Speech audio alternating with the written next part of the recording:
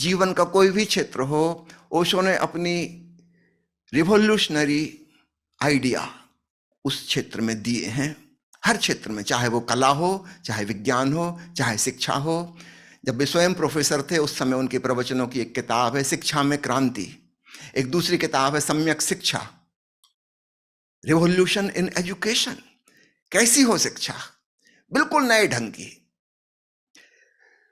तो ओशो एक मूवमेंट है जो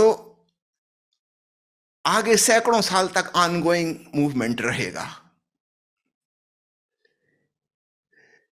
So his consciousness for a devotee, for a meditator, but as far as outside world is concerned, संसार के लिए एक क्रांतिकारी मूवमेंट है।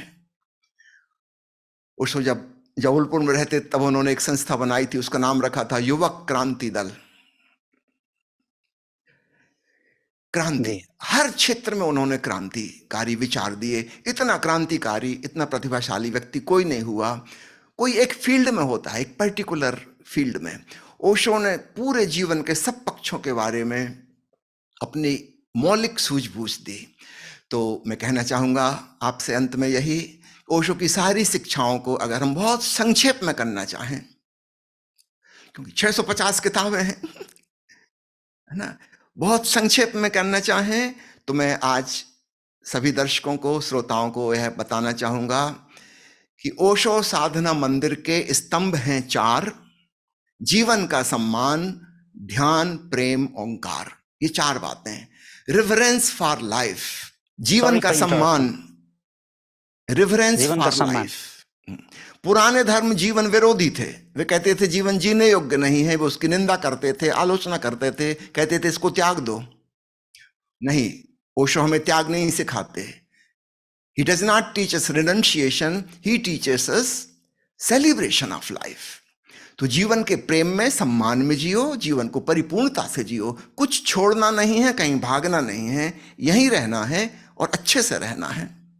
दूसरा कहते हैं ध्यान, मेडिटेशन, जिसकी हम विस्तार से चर्चा कर चुके। तीसरा तत्व है प्रेम। अतीत में प्रेम की भी निंदा की गई, आलोचना की गई, लेकिन अगर प्रेम समाप्त हो गया तो याद रखना फिर भक्ति भाव भी पैदा नहीं हो सकता। भक्ति प्रीति का ही उत्कृष्ट रूप है। Refined love becomes devotion.